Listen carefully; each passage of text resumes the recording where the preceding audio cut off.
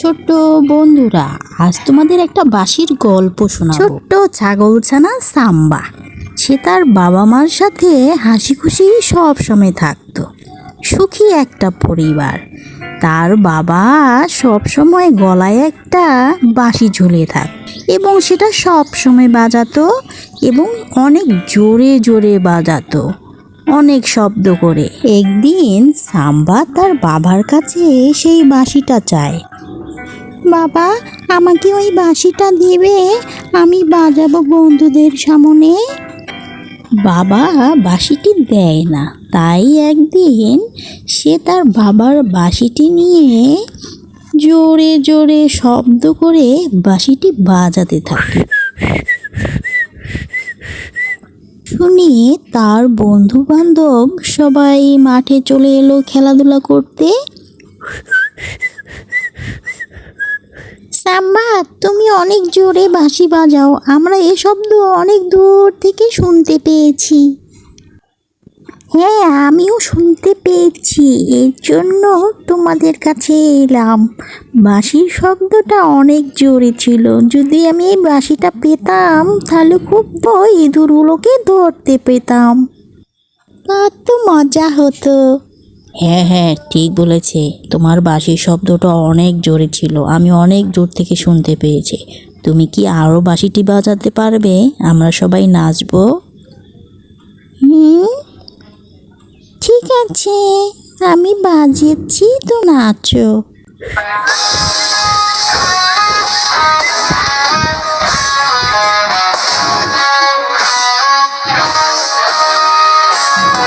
পরের দিন সকালে প্রচণ্ড তুষার পড়ছিল, চারদিকে একদম সাদা হয়ে যাচ্ছিল।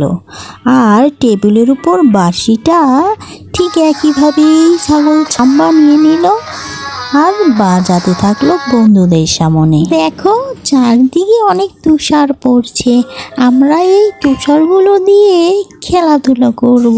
হ্যাঁ, ঠিক বলেছো। আমিও মনে মনে ভাবছিলাম এই তুষারগুলো দিয়ে স্নোবল তৈরি করে খেলবো। হ্যাঁ, আমিও স্নোবল খেলবো। আমি ঠান্ডাকে একদমই ভয় পাই না, খুব মজা হবে। হ্যাঁ হ্যাঁ, চলো, আমরা কিন্তু তুষার দিয়ে তুষার মানব তৈরি করতে পারি। এটা কিন্তু অনেক সহজ। চলো সবাই, অনেক মজা হবে কিন্তু। হ্যাঁ চলো, আমি কিন্তু বাঁশিতে ফু দিব আর তোমরা তুষার বল তৈরি করবে। চলো চলো চলো।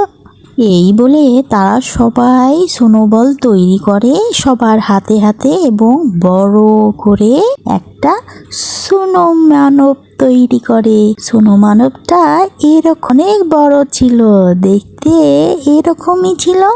সাম্বা হঠাৎ করে সে নিচে তাকায় তার গলার দিকে, সে দেখতে পায় তার বাঁশিটি নেই। এরপর তার কাছে তার সব বন্ধুরা চলে আসে এবং সে বলতে থাকে, আমার বাঁশিটি হারিয়ে গিয়েছে। সাম্বা, তুমি বাঁশি হারিয়েছো? তুমি কি স্নোবল তৈরি করতে সেটা কি হারিয়ে ফেলেছো? চিন্তা করো না, মনে করো ভালো করে বাঁশিটি কোথায় রেখেছো। চলো আমরা সবাই খুঁজে দেখি। ভুল করে মনে হয় ওটা মাটিতে পড়ে গেছে। চলো সবাই খুঁজি, তাহলে অবশ্যই খুঁজে পাবো।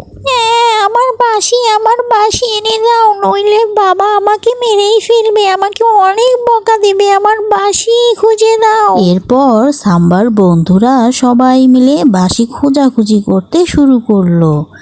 সে খুঁজতে খুঁজতে সন্ধ্যা হয়ে গেল, তবুও বাঁশি খুঁজে পাচ্ছে না কেউ। তারপর সন্ধ্যার দিকে সবাই বাড়িতে চলে গেল। এদিকে সাম্বার বাবা সাম্বাকে জিজ্ঞাসা করলো, সাম্বা, তুমি কি আমার বাঁশিটি দেখেছো? সাম্বা উত্তর দিতেই পারলো না, সে বাঁশিটি হারিয়ে ফেলেছে। তাই সবারই মন খারাপ বাঁশিটির জন্য। পরের দিন সকালে যখন সূর্য ওঠে, মাঠের চিকচিক করছিল সেই বাঁশিটি, আর এটা সাম্বা তার বারান্দা থেকে দেখতে পাচ্ছিল। এটা অনেক চিকচিক করছিল। তাই সে দৌড়ে গেল সেই বাঁশিটি আনতে মাঠের কাছে। এই যে পেয়েছি, এই তো আমার বাঁশি। এইটা আমার বাঁশি, আমি খুঁজে পেয়েছি, কি মজা, এটা আমি আবার বাজাবো। আমার মনে হয় কালকে স্নোবল তৈরি করতে বরফের নিচে পড়ে গেছিল আর থেকে গেছিল, তাই আমি এটা খুঁজে পাচ্ছিলাম না। আজ বরফগুলো গলে গেছে, তাই আমি এটাকে খুঁজে পেয়েছি, কি মজা হবে।